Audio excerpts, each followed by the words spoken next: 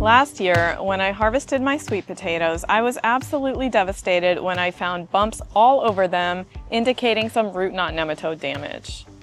This year, I planted them in the other raised bed on the other side of my yard to prevent that from happening, and I'm proud to say I got the best harvest I've ever had of sweet potatoes. In today's video, I'm going to share with you exactly how to grow sweet potatoes in Florida, from starting slips all the way through curing. Let's get into it. Now, you may have heard the saying, sweet loves heat, when it comes to potatoes.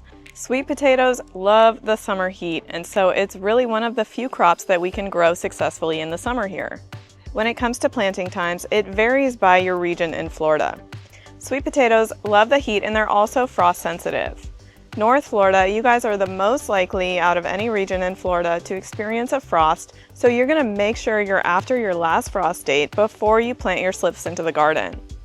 But how long does it take to start slips? Slips can take anywhere from 6 weeks to 8 weeks to grow. To keep us on track with our planting times, I'm going to use my vegetable, herb, and flower planting guide that I've created for you. It's available on my website, spacecoastharvest.com. In here, you'll find the time when you need to be starting your slips for sweet potatoes. For my Central Florida gardeners, take a look at the month of January and December. And in this section where it says what to prep in the garden now, you'll see sweet potatoes start slips. That means we're starting our slips, but the temperatures are not quite ready for outside planting yet. The earliest time for Central Floridians to plant sweet potatoes outside in the garden is February. South Florida, you guys can grow sweet potatoes nearly year-round because you don't have to worry about a frost date. For most of us, there's several months in the year where we can be transplanting these sweet potatoes outside. So one of the things to think about when considering your planting time is how you're going to manage your space in your garden.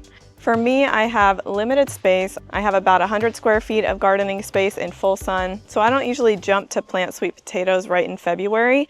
I would prefer to wait until April or May, because at that point we're harvesting and we're nearing the end of those spring crops, and I can get those sweet potatoes in the ground so they can grow all summer long for a harvest in late August or early September. Sweet potatoes are going to take anywhere from 100 to 120 days to reach harvest after you plant your slips. And for me, in my raised beds, what I'm trying to do is make sure I harvest those sweet potatoes before it's time to amend my soil for fall plantings. Now, the way that we plant sweet potatoes is by starting or buying slips.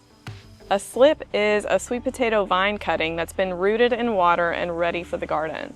Now, to buy them, you can typically go to a store, maybe a local nursery, to pick those up, or even Etsy.com for some specific varieties. But it's actually very easy to grow your own sweet potato slips from a store-bought sweet potato.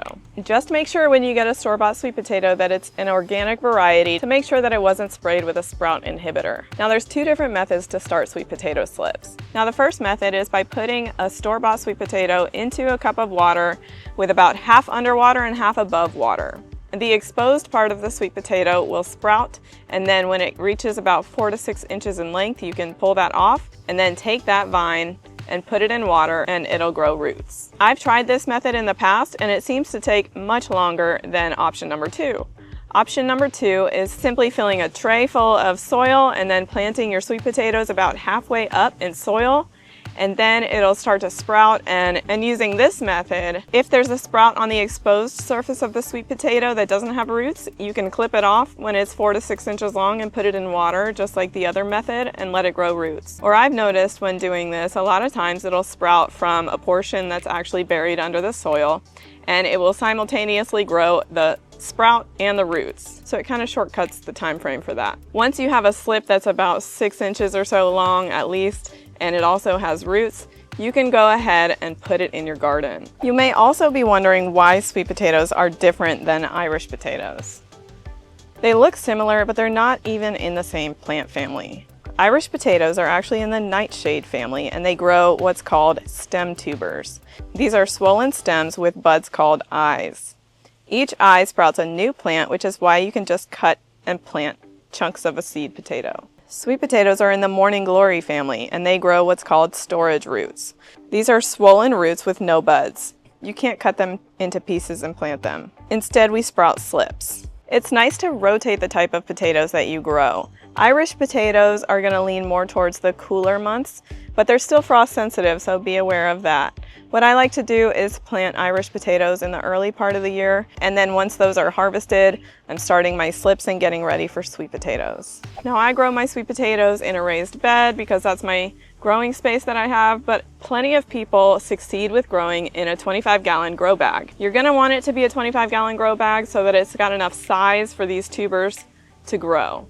When you plant them in your garden, you're going to put your slips about 12 inches apart, and if you're growing in a grow bag, you can fit 3 slips in a 25-gallon grow bag. The advantage of choosing a grow bag over a raised bed is when it's harvest time in a grow bag, all you have to do is dump that bag out and you can find all of your sweet potatoes so quickly and easily. In a raised bed, I had to do quite a bit of digging to make sure I got all the roots, and I ended up disturbing the soil quite a bit. A common question is whether or not you can just plant a whole sweet potato. And the answer is yes, but there's a couple things to be aware of. The first is you're going to extend your harvest time. The harvest time of 100 to 120 days is based on planting a slip all the way to harvest.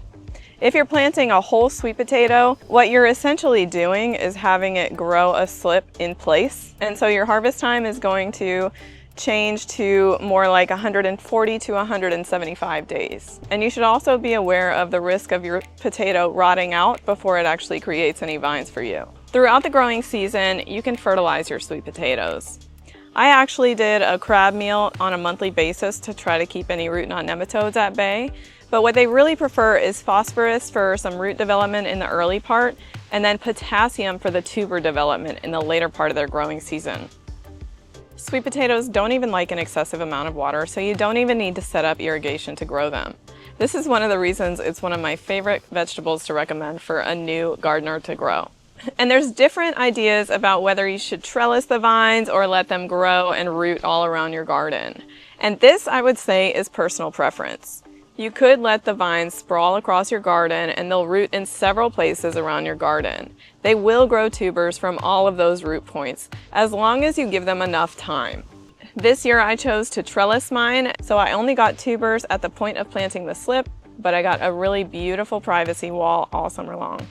Sometimes the vines can get pretty out of control in the summertime when they're growing, so if you end up pruning them back a little bit, be sure to try eating the leaves. The leaves of a sweet potato plant are edible, just like spinach. It's a great spinach replacement, as long as you like them. Fun fact, the sweet potato farmers who also have cattle will repurpose the sweet potato vines as feed for their cattle. When it comes time to harvest, some people will say to watch for the vines to die back or start to yellow, but in my experience, they don't even really do that. The best way to know when to harvest is actually just to use your hand and dig around the stem. The stem is going to be really thick when it's ready for harvest. And sometimes you'll even have the sweet potatoes like coming up out of the soil. Don't worry, you're not going to harm the sweet potatoes if you just move some of the soil off the top and check the size. We do the same thing with carrots when we kind of double check how big the diameter is when we're checking the very top of the soil. Now once you've harvested your sweet potatoes, you're still not done. There's one more step. If you were to clean off the sweet potato and eat it right away, it's pretty starchy and bland. But if you do the curing process for about 2 weeks, you'll end up with a very flavorful sweet potato. So what we do for curing is to put it in a warm area with high humidity for about 2 weeks. Those conditions are going to help the starches turn to sugar and give you a nice sweet potato. And it's also going to help toughen the skins to prepare them for long-term storage. I cured mine this year in my garage. It was a pretty high heat, high humidity area, and I'm about ready to eat my first sweet potato, maybe tonight or tomorrow night for dinner. And that's about it. I must say sweet potatoes are one of the easiest crops to grow, so don't be too intimidated with the slip starting process. Give it a try, let me know how it goes, and I'll see you guys next time.